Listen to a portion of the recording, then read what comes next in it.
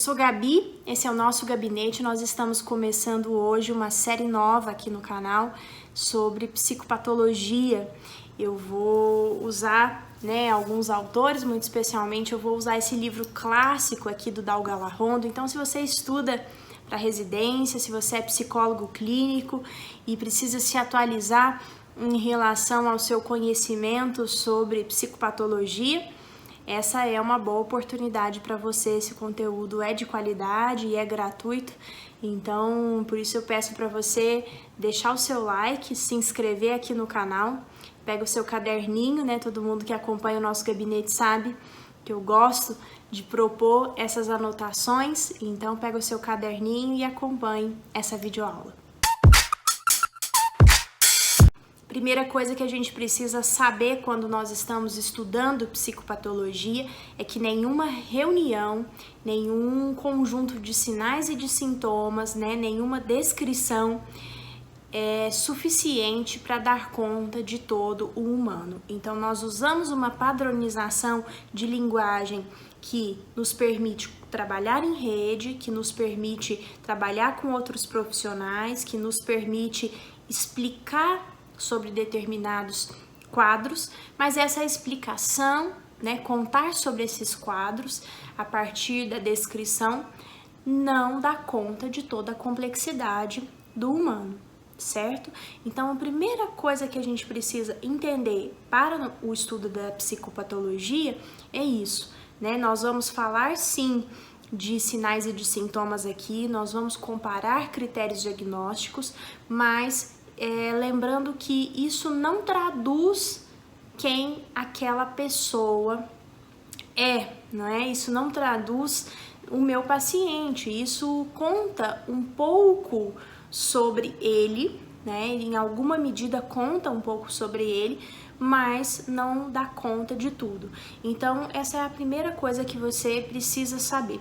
Os manuais nos são importantes porque eles permitem, então, uma padronização de linguagem, eles permitem que quem é responsável pela medicação, no caso o psiquiatra, consiga fazer um melhor controle daqueles sinais e sintomas, Que ele vai precisar cuidar com as medicações específicas que ele vai precisar cuidar. A gente recorre à estatística, para a construção desses manuais, mas a estatística, então, não dá conta de tudo, Então, quando eu estou falando de psicopatologia e estou falando de adoecimento, um jeito interessante de pensarmos o adoecimento é pensarmos que o sofrimento e o prejuízo são marcas centrais de adoecimento, Sofrimento e prejuízo, então são marcas importantes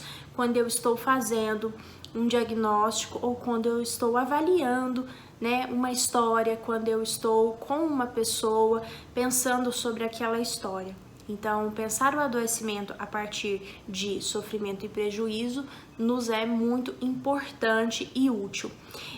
Mas também do ponto de vista químico, eu preciso fazer uma avaliação. E aí, então, entra a questão da padronização, de sinais e de sintomas, de critérios. Quando eu estou falando também disso, eu estou falando de aspectos culturais, que norteiam a nossa avaliação. Então, é impossível falarmos em psicopatologia sem falarmos do Foucault.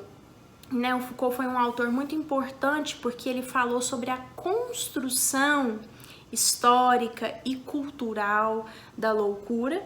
Ele falou da construção histórica e cultural, dos nossos manuais, dos nossos diagnósticos, Ele falou que a loucura, muito especialmente, sofre um atravessamento social e econômico, Um exemplo que eu gosto muito de dar em sala de aula é que às vezes quando se tem um amigo rico, por exemplo, e aí ele se apresenta muito diferente, a gente vai dizer o seguinte: o fulano, ele é muito excêntrico, o fulano, ele é muito artista, o fulano é muito interessante, são descrições. E quando a gente às vezes vai fazer uma conversa sobre alguém pobre, né? Eu tô falando a gente, as pessoas de uma forma geral, muito comum que isso aconteça.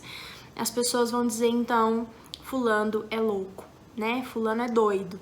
Porque existe nisso uma depreciação que passa muito especialmente pelos fatores econômicos. Então, o Foucault nos foi muito importante porque ele chamou a atenção para não objetificação de diagnóstico, para não objetificação da loucura num quadro diagnóstico, e sim considerando um atravessamento histórico e cultural e uma padronização, um acordo para aquilo que nós estamos chamando de loucura. Nem sempre loucura é doença, não é? Então esse é um outro ponto que eu quero marcar com você. Nem sempre a loucura é doença.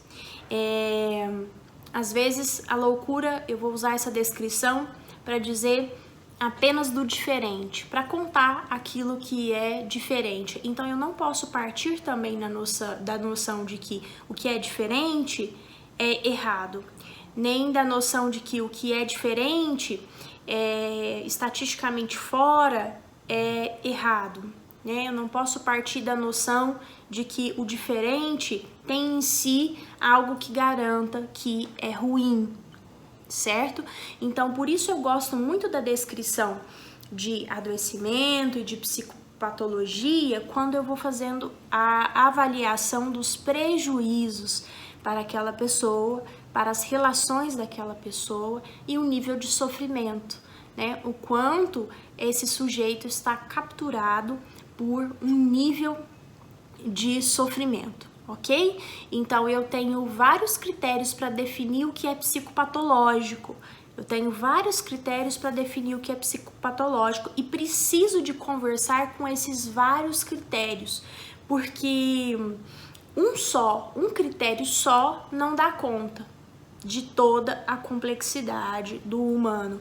Mas aqui na série de videoaulas, né, tendo feito essa introdução, a gente vai conversar especialmente sobre esses critérios, porque isso nos é muito importante para fazer uma psicoeducação, para entender um quadro, para fazer uma orientação, para trabalhar em rede, não é? Para ter uma conversa com o psiquiatra que acompanha o nosso cliente. Isso é muito importante. Beijão em todo mundo, a gente se vê no próximo vídeo. Tchau, tchau. Satisfação pelo clique, fake à vontade, critique. Não é então só corrente. Tamo aguardando o convite.